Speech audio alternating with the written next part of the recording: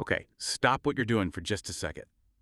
Yeah, look down at whatever device you're wearing right now, your ring, your watch, maybe a patch.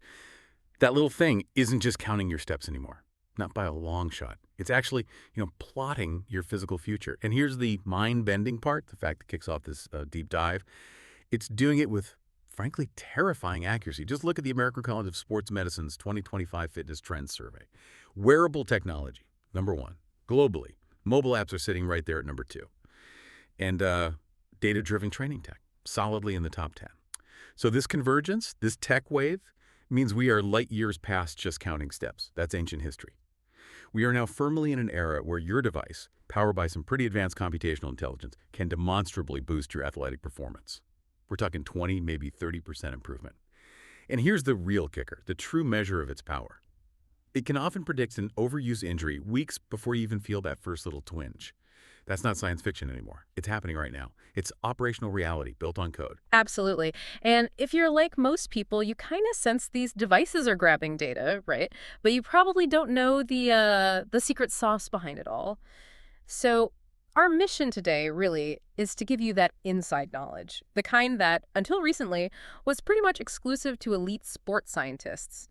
We're going to unpack the specific computational engines, the hidden algorithms that are making this whole precision fitness thing possible. So lifting the hood, basically. Exactly.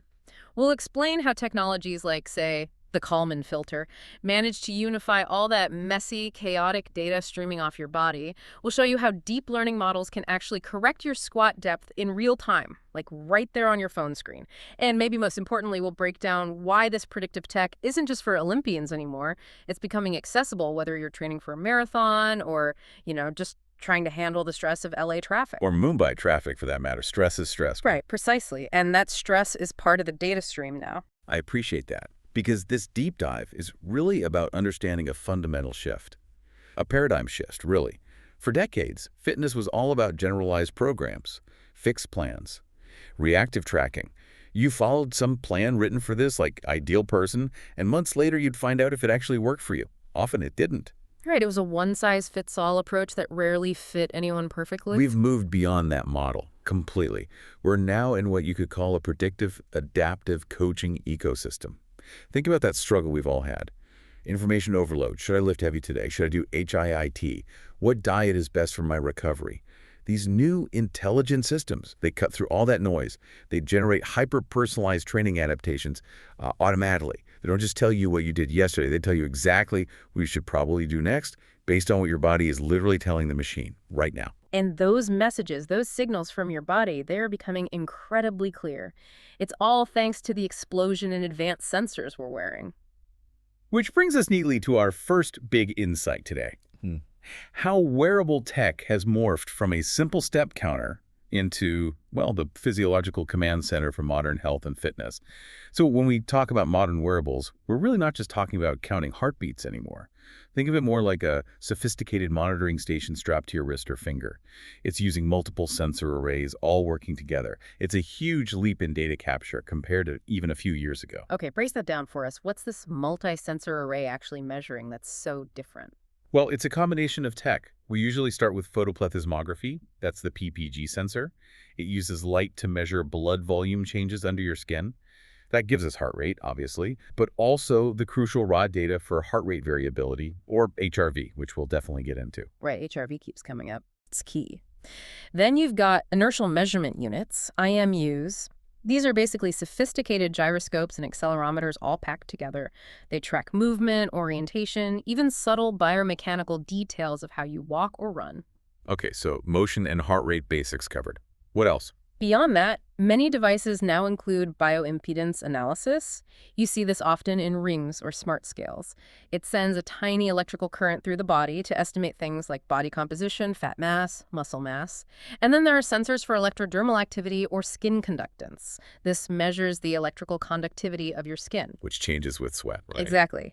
And that's directly linked to your sympathetic nervous system activation. In simple terms, your acute stress response. Like, how stressed are you right now? Wow, okay. So we've got all these different data streams, motion, blood flow, stress signals, body composition estimates, all pouring into the device. But I know from my own experience, sensor data can be, well, Messy. It's noisy. Sometimes my watch thinks I'm climbing Mount Everest when I'm just, vigorously stirring my coffee. Huh. Yeah, that's the single biggest hurdle these platforms had to overcome to go from being just a novelty gadget to an essential tool. You've got what we call heterogeneous data streams, different types of data arriving at different speeds, often with measurement inaccuracies, or what engineers politely call sensor drift. Sensor drift sounds like it needs correcting. It absolutely does. And to harmonize all these chaotic signals into one unified, actionable health insight, you need some pretty advanced algorithms. We're talking multi-sensor data fusion. The foundational technologies here are things like Kalman filters and Bayesian networks. Whoa, hang on. Kalman filters. That sounds like something from, I don't know, missile guidance systems or Wall Street trading algorithms. How does that apply to my fitness tracker? It's actually a cornerstone concept in signal processing and control theory, used in all those fields, yes. Aerospace, finance, and now personal health. Think of the Kalman filter as a sort of continuously operating, highly sophisticated statistical estimator. Imagine you're trying to track a fast-moving drone, right? You've got maybe some spotty radar data, a GPS signal that keeps cutting out, and maybe an accelerometer that's slightly off calibration. Okay, lots of imperfect information. Exactly. The Kalman filter takes all those messy, imperfect inputs and constantly calculates the single most likely true position and velocity of that drone at any given millisecond. It statistically merges the inputs, weighs how certain each one is, and spits out a remarkably accurate real-time assessment. For your body, it does the same thing. It estimates your true physiological state, your actual recovery level, your real fatigue, the probability of injury risk, even when the raw sensor data is noisy or incomplete. It turns that chaotic noise into a clear, unified signal. Okay, that makes sense. So the unification piece is critical. It means the system is hopefully reacting to your actual state, not just a random blip from one sensor. And you mentioned the clearest signal that comes out of this unification is heart rate variability, HRV. You called it the gold standard biomarker for readiness. Precisely. HRE is huge. It measures the tiny variations in time between consecutive heartbeats. Now, counterintuitively, higher variability is generally better. It indicates a flexible, adaptable, well-regulated autonomous nervous system. It essentially shows the balance, or lack thereof, between your parasympathetic rest and digest system and your sympathetic fight-or-flight stress system. So high HRV means your body is adaptable, ready to handle stress or perform. Low HRV means trouble. Generally, yes. Low variability often suggests the sympathetic system is dominant. Maybe you slept terribly. Maybe you're fighting off a bug. Maybe you have a massive deadline looming at work. Whatever the underlying cause, a sustained low HRV is a pretty clear sign your system is fatigued or under significant stress. Advanced algorithms can now analyze very subtle shifts and patterns in your HRV throughout the day and night. And what are the real-world results? If someone actually uses this HRV data to guide their training, what happens? We hear these big claims about performance jumps. The impact is significant, and the research is pretty conclusive now. When you use HRV to guide your training load, basically, deciding how hard to train based on your daily HRV score, you see performance outcome improvements typically in the range of 20 to 30%. That's compared to following standard fixed-intensity training programs. For an athlete, that's the difference between making the podium and not even qualifying. 20 to 30%. That's massive. It is. But maybe even more important for the average person, or anyone pushing hard, is the effect on overtraining or burnout. HRV-guided training has been shown to reduce the incidence of overtraining syndrome by up to 40%. It essentially acts like an early warning system, stopping you from digging yourself into a physiological hole on days when your body desperately needs recovery. That's something even a very attentive human coach might miss without this internal data. Wow. 40% less burnout just by listening to this one metric. Properly interpreted, that's more than just a competitive edge, it's fundamental health management. It feels like we've really moved from just tracking what happened to actually forecasting what will happen, which leads us straight into predictive analytics and this idea of adaptive load management. Exactly. This is where machine learning really steps into the spotlight. The AI models take those unified biometric streams, your HRV, your sleep stages, daily activity levels, maybe even manually logged stressors, and they generate probabilistic forecasts. They're essentially asking, based on all this internal data, how likely is this person to perform well in their scheduled workout today? Or, conversely, how high is their risk of fatigue-related failure or injury? But the human body is incredibly complex, right? Yeah. It's not just last night's sleep. It's cumulative stress, nutrition, mental state. How can an algorithm possibly model all of that accurately over time? You're hitting on a key challenge, modeling temporal dependencies. Your readiness today isn't just about last night. It's influenced by last week's training load, maybe the psychological stress from that project 2 weeks ago. To capture these intricate time-based relationships, the systems use specialized types of deep learning networks. The big ones here are long short-term memory networks, usually called LSTMs, and also transformer architectures, which you might know from language models like GPT. LSTMs and transformers. Okay, so these are designed to handle sequences and context over time. Precisely. They excel at remembering relevant information from the past, even the distant past, and recognizing complex patterns that a human looking at raw numbers would likely miss. For instance, an LSTM might correlate a subtle drop in your deep sleep duration 3 nights ago with a current slight elevation in resting heart rate and accurately predict, say, an 85% probability of reduced power output in your cycling session today. These models are achieving prediction accuracy rates often hitting 85 to 90% for things like performance outcomes and injury risk assessment, looking out over a 7 to 14-day window. Okay, 85–90% accuracy over 2 weeks. That's genuinely predictive. So let's make it practical. My AI coach sees this prediction high risk of poor performance today. How does it adapt the training load? What actually happens? That's the adaptive load management piece. If the model flags your morning biometrics low HRV, poor sleep score, maybe high reported stress indicating elevated sympathetic stress, the system doesn't just show you a red warning light. It actively, dynamically modifies your planned workout before you even lace up your shoes. So it changes the plan on the fly. Exactly. Let's say you were scheduled for a really tough session, like 5 sets of heavy back squats. The system might automatically suggest reducing the weight by 20%, or cutting the number of sets, or maybe shortening the overall session duration. Or in some cases, it might even swap the activity entirely to something low-impact focused on recovery, maybe suggesting foam rolling, mobility work, or light yoga instead. It intelligently matches the demands of the workout to your current physiological capacity, your supply. The goal being to still get some positive stimulus, but without pushing you over the edge into injury or deeper fatigue. That's the core idea, maximizing stimulus while minimizing unnecessary risk based on real-time internal data. That feels like the ultimate personalized safety net. But what about the flip side? What if the system is being conservative? Let's say I feel amazing, super motivated, ready to crush it, but the algorithm says my HRV is a bit low, so take it easy. Do I just obey the machine? That's a really critical point, and it touches on the current limitations. The system measures physiology extremely well, but it can't perfectly measure pure psychological drive or motivation, which, as you say, is often a huge factor. So the best platforms right now don't issue commands. They provide strongly weighted recommendations. The goal is always human augmentation, not replacement. You still have agency. So it's advice, not orders. Exactly. However, the data trends are usually pretty compelling. Consistently ignoring strong warnings from an LSTM model about impending fatigue or elevated injury risk, well, it often leads exactly to the outcome the model predicted. It's really about learning to respect that internal physiological data, which our conscious mind, driven by ambition or sheer grit, often tries to override. The machine doesn't have an ego, it just sees the patterns. Okay, so we've established the AI can measure what's going on inside you. Now let's shift to how it coaches the outside, your actual movement, your form, your technique, during exercise. This always felt like the exclusive domain of a good human coach, someone standing right there, watching every angle, giving you cues. How is AI replicating that? That domain is definitely being digitized and in some ways refined thanks to huge leaps in computer vision. We're talking about deep learning models using sophisticated pose estimation algorithms. You might have heard of things like MediaPipe, which Google uses, or OpenPose. Many platforms also develop their own custom convolutional neural networks trained specifically on exercise movements. Okay, pose estimation. For someone who hasn't seen this, how does my phone camera basically turn my workout into actionable feedback? In essence, it's creating a real-time 3D skeleton of your body. The algorithms track the precise location of key joints, knees, hips, shoulders, elbows, ankles, and so on.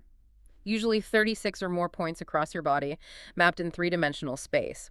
By analyzing the angles between these points, the trajectories they follow during a movement like a squat or a deadlift or even your running gait, the AI can detect really subtle deviations from optimal form.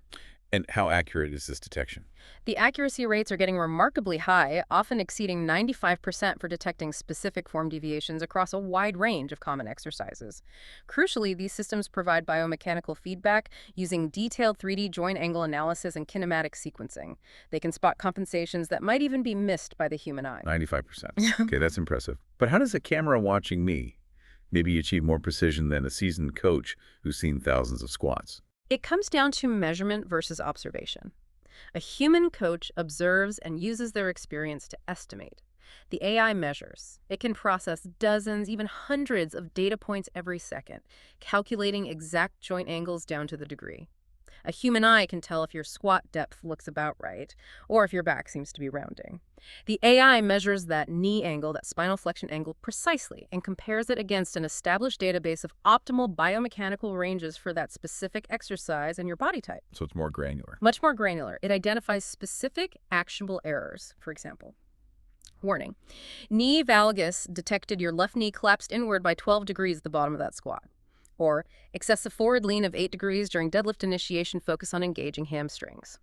Often, this feedback is overlaid directly onto the video feed on your screen in real time, telling you exactly what to adjust, maybe widen your stance, engage your core more, things like that. I can definitely see the benefit for correcting a single rep, getting that immediate feedback. But what about fatigue? My form might be great for the first few reps of a set, but then, reps 6 or 7 hits, fatigue sets in, and everything starts to fall apart. That's often when injuries happen, right? That fatigue-induced form breakdown is exactly what the more advanced AI coaching systems are designed to catch. This is where another type of specialized deep learning network comes in, temporal convolutional networks, or TCNs. Okay, TCNs. Temporal meaning time. Yes, they're specifically built to analyze sequences over time. So the TCN doesn't just look at one snapshot of your form. It analyzes the quality and consistency of your movement across the entire set, from the first rep to the last. It tracks things like the velocity of the movement, say how fast the barbell is moving, and the stability of your joints rep after rep. It's looking for those telltale signs of fatigue degradation. Maybe a sudden, involuntary slowdown in movement speed, or a slight increase in joint wobble or asymmetry as you get tired. When the TCN detects this significant drop-off in quality, it can immediately recommend you take a longer rest, or even dynamically suggest you reduce the load for the next set, or just stop the set entirely. It helps ensure you maintain movement integrity before that fatigue leads to a failed rep, or worse, an injury. That's like having a hypervigilant spotter focused purely on quality control for every single rep of every set. It really optimizes that stimulus-to-fatigue ratio you want in training. Seems almost like the perfect training partner. It aims to be, at least for the technical execution part. So let's zoom out a bit to the bigger picture. Designing the actual training program. We're all kind of tired of those generic, rigid programs you find online or in old magazines. How does AI build a plan that's genuinely personalized and, well, better? This is where reinforcement learning often comes into play. These are AI algorithms designed to learn through trial and error within a dynamic environment, in this case, your body's response to training. They continuously optimize your program based on your individual response patterns. They analyze massive databases, literally, potentially millions of data points from thousands or even millions of users, combined with exercise science principles to generate training prescriptions that adapt dynamically. The adaptation is based on your specific feedback loop. Your metabolic responses, your biomechanical efficiency on certain lifts, your recovery scores from your wearable.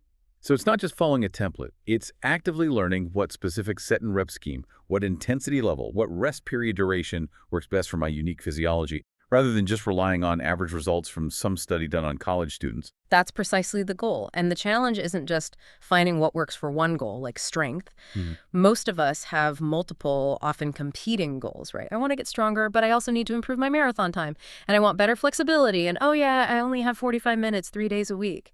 This is a classic multi-objective balancing problem. Yeah, how does it juggle all that? To tackle this, the more sophisticated platforms use advanced optimization algorithms. Techniques like genetic algorithms or particle swarm optimization are common. Let's take genetic algorithms. You can think of it like a massively accelerated evolution process, specifically for your workout plan. The AI generates thousands of slightly different potential training programs, that's the initial population.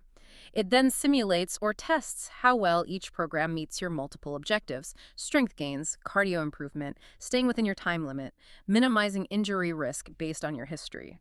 It keeps the fittest programs, the ones that perform best across your goals, and then it breeds them, combining elements of the successful plans to create a new, potentially even better generation of programs. It repeats this process rapidly. That's a fantastic analogy. It's like natural selection, but for finding the optimal workout schedule tailored specifically to my goals and constraints. It ensures that, chasing my strength goal doesn't completely tank my running progress. Exactly. It finds the best possible compromise or synergy between those competing demands. But when we talk about optimization and learning, there's always that classic trade-off, isn't there? Both for machines and for us. How does the AI decide whether to stick with a routine that's clearly working pretty well right now versus trying something completely new that might be way better but could also be a dud? Ah, you've hit on the core exploration versus exploitation dilemma. It's fundamental. Exploitation means sticking with the known, proven method to maximize the results you're currently getting. Exploration means venturing out, trying a new exercise, a different rep scheme, maybe a novel nutritional strategy that could yield a breakthrough but carries uncertainty. If you only ever exploit, you eventually plateau and stagnate. If you only ever explore, you waste a lot of time on things that don't work. Finding the balance is key. So how does the AI manage that tightrope walk? It often uses algorithms called contextual bandits. You can think of these like incredibly smart, data-driven slot machines or A/B testing systems. They constantly make intelligent, probabilistic trade-offs based on a rich context. Your recent progress, or lack thereof, your current recovery status, maybe even external factors like your reported stress levels, and the system's prediction of the potential reward of trying something new versus sticking with the current plan. So if my progress stalls, If the model sees your gains have plateaued, meaning the reward from exploitation is diminishing, it will intelligently increase the probability of introducing a novel stimulus, exploring a new approach. Maybe it swaps your usual bench press for dumbbell presses or introduces drop sets. Conversely, if you're currently making great, high-reward progress on a specific routine, the algorithm will lean towards exploitation, letting you ride that successful wave longer before introducing changes. It's this continuous, intelligent tweaking and balancing act that really drives those significant improvements. We see studies showing 25 to 35% greater gains in overall fitness outcomes compared to just following static, pre-written programs. it really is the difference between following a recipe blindly and having a world-class chef in your kitchen who knows exactly what you like, what ingredients are fresh today, and what new techniques might elevate the dish. That's a great way to put it. And speaking of ingredients, we have to talk about the fuel side of the equation. Nutritional AI and metabolic optimization. All the perfect training is kind of useless without the right fuel in the tank. Absolutely fundamental. And nutritional AI is moving way beyond just basic calorie counting these days. The first layer, which is becoming more common, involves computer vision systems. You take a photo of your meal, and the AI uses sophisticated image recognition models to estimate the contents, calories, macronutrients, protein, carbs, fat, and increasingly even micronutrient density. So less manual logging, more just snapping a picture. Ideally, yes, making tracking much less tedious. But the real cutting edge is in what's called precision fueling. Here, machine learning models predict the optimal timing and composition of your nutrients, based not just on your workout schedule, but on your unique metabolic characteristics. This could include estimates of your insulin sensitivity, how quickly you digest certain foods, how your body typically partitions nutrients based on past data. Okay, so this gets really personalized. What if someone integrates data from, say, a continuous glucose monitor, a CGM? Those are becoming more popular. That gives real-time blood sugar data. Yeah. How does the AI use that? Ah. Integrating CGM data creates an incredibly powerful and intimate feedback loop.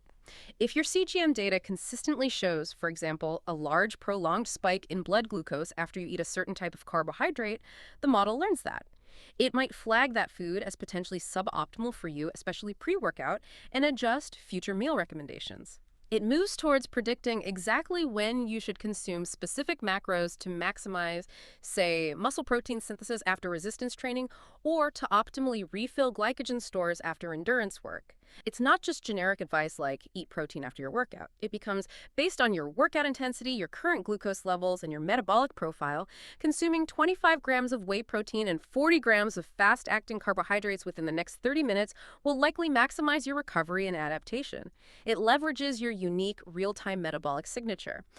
Ultimately, the power and success of this whole revolution really hinge on accessibility. All this sophisticated coaching intelligence, the kind that used to require a massive sports science lab and budget just a decade ago, now literally fits in your pocket.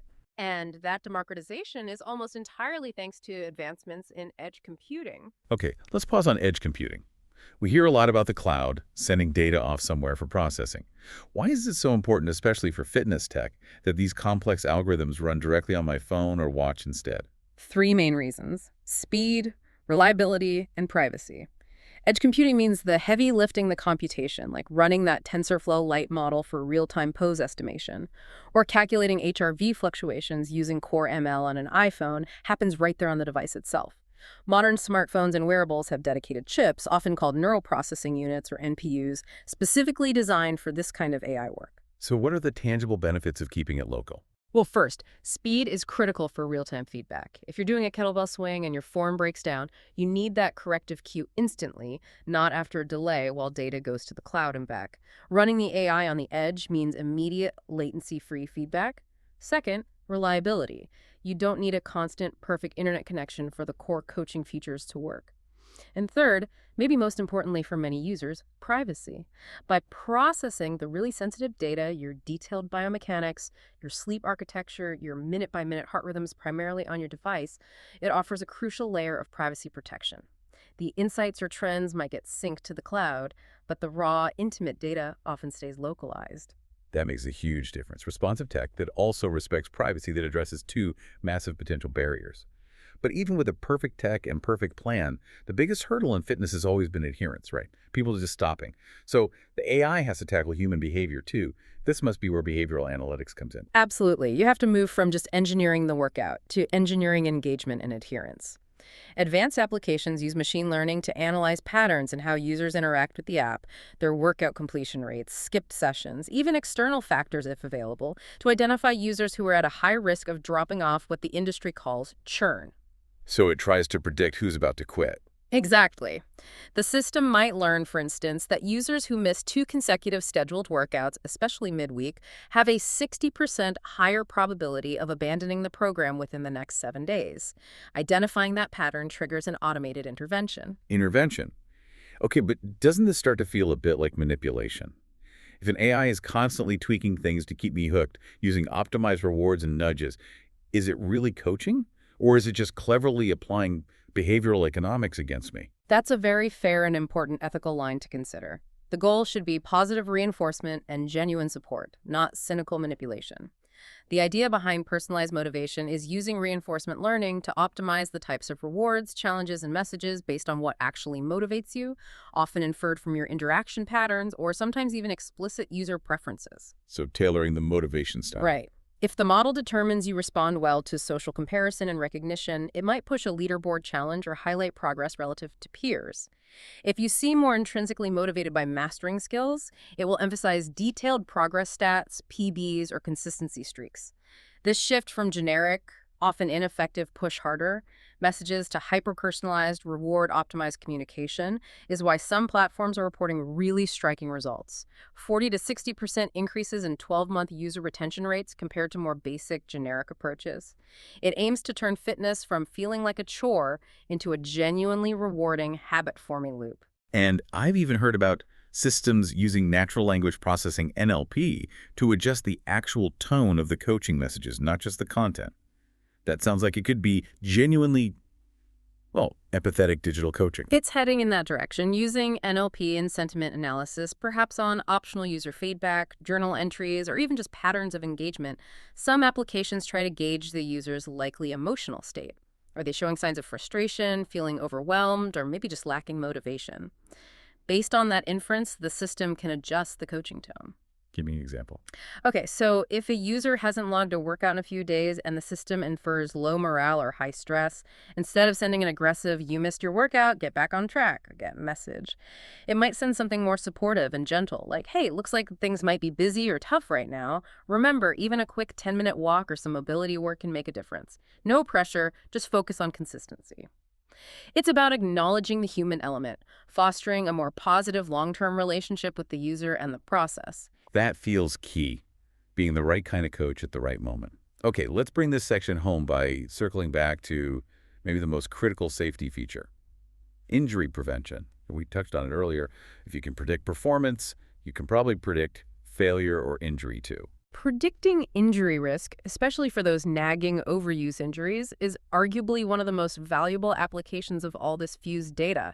The models analyze those subtle changes over time, shifts in movement quality during exercise, cumulative training load, and recovery metrics like sleep and HRV to identify periods of elevated risk weeks before you typically feel pain or notice a problem clinically. But overuse injuries are sneaky, right? They build up. It's not like a sudden ankle sprain. How does the AI know I'm on the verge of developing, say, Achilles tendonitis if I don't actually feel any pain yet? It's through that sophisticated biomechanical analysis combined with trend monitoring.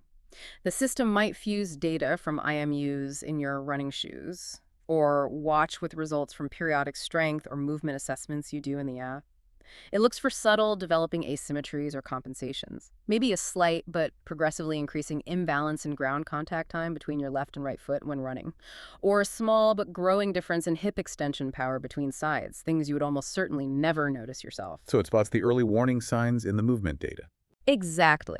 And when it couples that subtle biomechanical red flag with other contextual data, like maybe your reported training load has increased sharply, or your sleep quality scores have been poor for a week, that combination points strongly towards a heightened risk at a specific site, like the Achilles. The system doesn't wait for pain. It identifies the mechanical and systemic precursors to the injury. And the results are compelling. Implementations of these predictive systems in sports teams and platforms have shown consistent 20 to 40% reductions in injury rates, particularly for those common overuse injuries.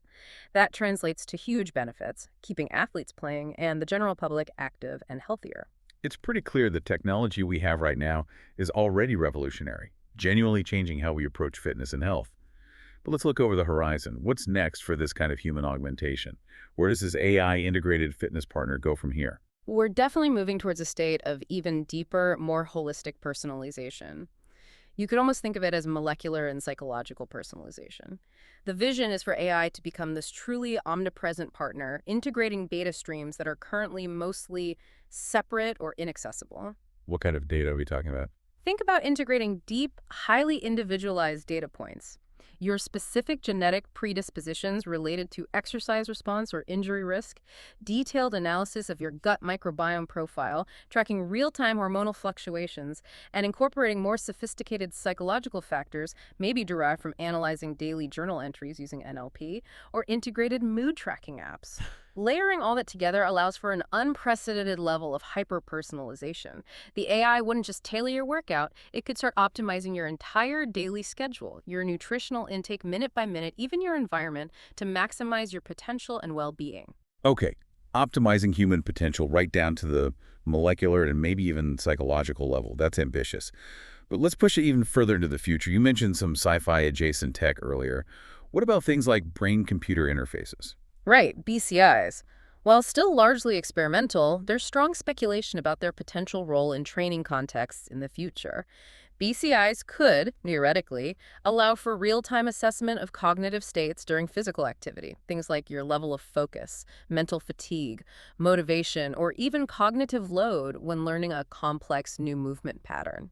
Wow, so the AI could know definitively if your mind is wandering during that fourth set or if you're mentally overloaded trying to learn a new Olympic lift. Potentially, yes. Imagine an adaptive training environment where the difficulty of a task or the need for rest isn't just based on your heart rate or perceived exertion, but on your measured cognitive readiness and attentional state.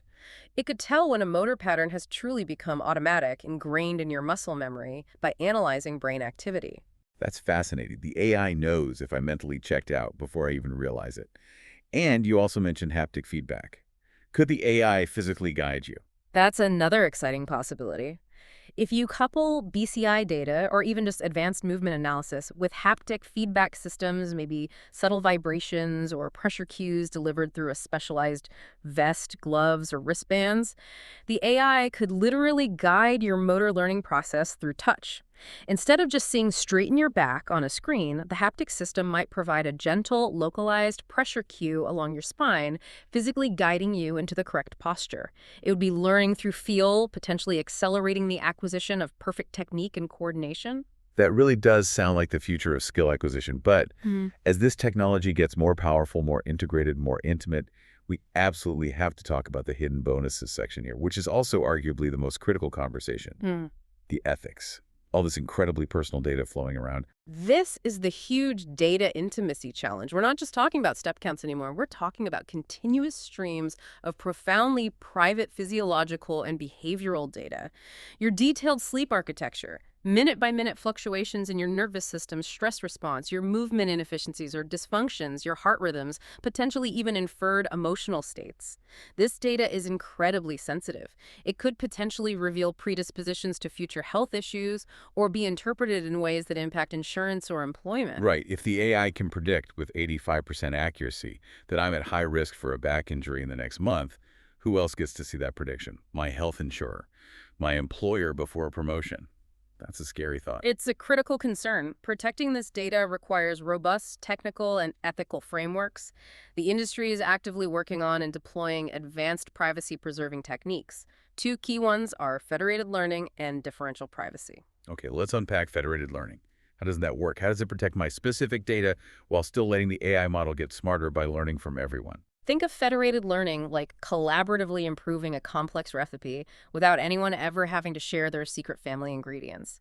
Instead of you sending all your raw, sensitive health data, your sleep patterns, HRV trends, workout logs up to a central cloud server for the AI model to train on, the central AI model is actually sent down to your device, your phone or watch.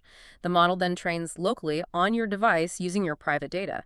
It learns from your individual patterns and responses. Then, crucially, only the updated model parameters, basically, the mathematical adjustments and improvements learned from your data, not the data itself, are sent back to the central server. These updates are typically aggregated with updates from thousands or millions of other users. So my raw data never leaves my phone. Largely, yes. The raw, identifiable data stays local. The central server receives anonymized, aggregated model improvements. It merges these updates to create a smarter, globally improved AI model, which is then redistributed back out to all users' devices. It allows for the collective benefit of learning from massive data sets while maintaining much stronger individual privacy. It's a very important technique for this field. Okay, so we get the wisdom of the crowd, ideally without sacrificing our individual privacy. That seems like a necessary technological safeguard. It is essential, yes. And alongside that, we have to briefly mention the potential risk of creating or widening a digital inequality gap.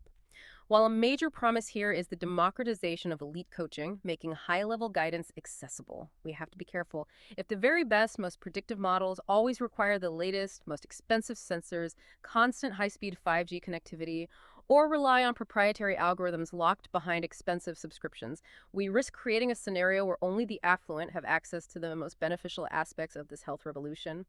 The industry really needs to prioritize making the core data-driven insights and safety features accessible and affordable across the board. Hashtag, recap, and outro teaser. Okay, that was a lot of ground we covered. Let's try to distill this down one last time for everyone listening.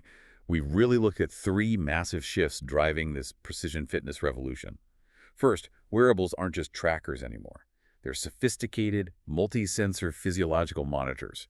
They use clever algorithms like the Kalman filter to fuse all that messy data together, giving us incredibly valuable metrics like HRV, that gold standard for recovery. And just using that foundation allows for potentially 20 to 30% better performance results and huge reductions in burnout or overtraining risk. That alone is huge. Absolutely. Game-changing baseline. Second, AI is now genuinely meeting exercise science in the digital realm. We've got deep learning and computer vision analyzing and correcting your movement form with accuracy often over 95% right on your phone. And maybe even more powerfully, these advanced algorithms, things like contextual bandits and genetic algorithms, are designing truly adaptive, personalized training programs.